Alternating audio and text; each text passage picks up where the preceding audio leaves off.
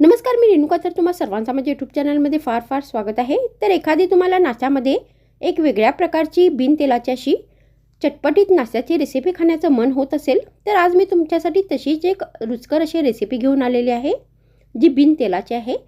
तर मग उशीर कशाचा, चला सुरू करूया आजचा व्हिडिओ. मग ही रेसिपी बनवण्यासाठी सर्वात आधी आपल्याला याचे डो बनवायचा आहे. तर त्याच्यासाठी आपल्याला एक बाउल घ्यायचा आहे आणि यामध्ये 1 कप गव्हाचे पीठ घालायचं आहे. तर तुम्ही इथे गहू पिठाच्या जागी मैद्याचा पण वापर करू शकता. त्यानंतर आता आपल्याला याच्यामध्ये चवीनुसार मीठ घालायचं आहे. मग यामध्ये आपल्याला चवीनुसार साखर घालायची आहे. त्यानंतर यामध्ये आपल्याला 2 चमचे तेल घालायचे आहे. तर मी ते थंड तेलाचा वापर केलेला आहे. त्यानंतर याच्यामध्ये आपल्याला अर्धा कप दही घालायचं आहे.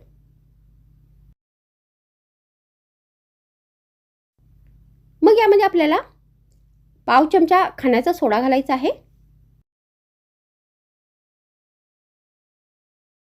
आणि आता हे सगळे साहित्य व्यवस्थित मिक्स करून हे पीठ आपल्याला मळून घ्यायचं आहे.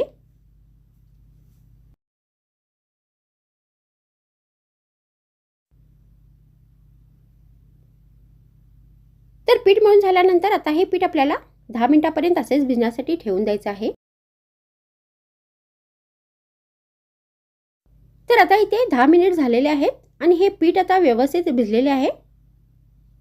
त्यानंतर या पिठाचे आपल्याला गोळे बनवायचे आहेत आणि या गोळ्यांना पीठ लावून आता याची आपल्याला जाडसर अशी पोळी लाटून घ्यायची आहे. तर ही पोळी आपल्याला फार पातळ नाही लाटायची आहे. त्यानंतर ही पोळी आपल्याला आता गोल गोल पीसेसमध्ये कट करायची आहे. तर त्याच्यासाठी मी इथे एक बाउल घेतलेला आहे. तर तुम्ही हे पीसेस अशा पद्धतीने पण कट करू शकता, नाहीतर याचे छोटे गोळे बनवून पण यांना लाटून अशा पद्धतीने बनवू शकता. तर अशा पद्धतीने आपल्याला हे गोल पीसेस कट करून घ्यायचे आहेत. त्यानंतर आता आपल्याला या रेसिपीसाठी स्टफिंग बनवायची आहे. तर त्याच्यासाठी आपल्याला एक बाउल घ्यायचा आहे आणि यामध्ये एक उकडून स्मॅश केलेला बटाटा घालायचा आहे.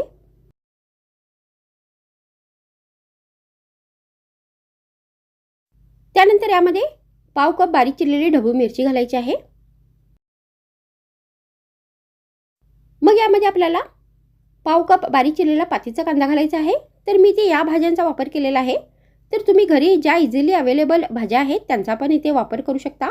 मग आपल्याला याच्यामध्ये चवीनुसार मीठ घालायचं आहे.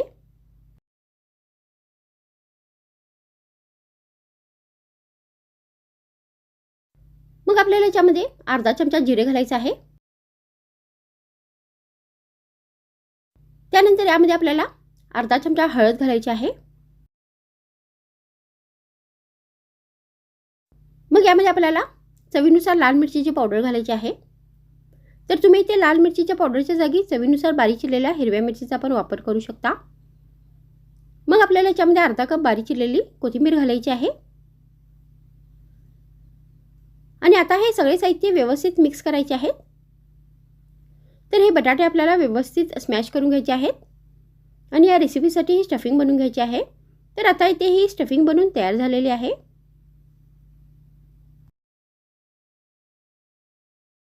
मग आपल्याला हे कट केलेले गोल पीसेस अशा पद्धतीने ठेवून यांच्यामध्ये ही बटाट्याची स्टफिंग भरायची आहे.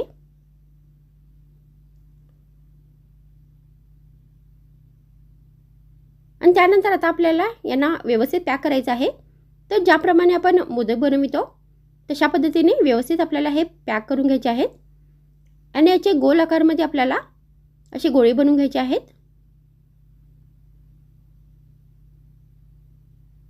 तर अशा पद्धतीने आपल्याला हे सगळे गोळे बनवून घ्यायचे आहेत.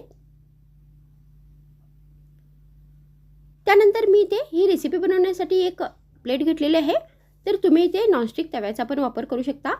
त्यानंतर आपल्याला पाणी घ्यायचं आहे आणि या गोळ्यांना एका बाजूनी पाण्यामध्ये डीप करून अशा पद्धतीने प्लेटवरती ठेवायचं आहे. तर व्यवस्थित अशा पद्धतीने हे गोळे आपल्याला या प्लेटवरती लावून घ्यायचे आहेत.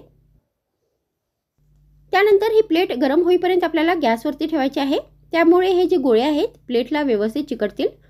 त्यानंतर आपल्याला प्लेट ही उलटी करायची आहे आणि हे जे गोळे आहेत ते गॅसवरती व्यवस्थित भाजून घ्यायचे आहेत. तर मी इथे ही रेसिपी भाजून घेतलेली आहे. तर तुम्ही ही फ्राय पण करू शकता. तर अशा पद्धतीने आपल्याला ही रेसिपी बनवून घ्यायची आहे.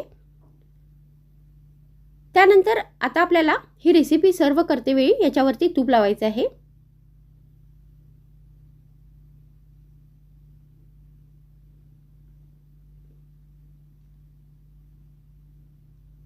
तर तूप लावून झाल्यानंतर तुम्ही हा जो नाश्ता आहे तो हिरव्या चटणीबरोबर नाही तर सॉसबरोबर गरमागरम नाश्त्यामध्ये सर्व करू शकता. नाही तर फक्त चहा या कॉफीबरोबर एक स्नॅक्ससारखं पण देऊ शकता. तर मग आजच्या व्हिडिओमध्ये इतकेच. पुन्हा भेटूया आणखीन एक नवीन रुचकर रेसिपीसोबत. तर मग थँक्स फ्रेंड्स वॉचिंग माय व्हिडिओ.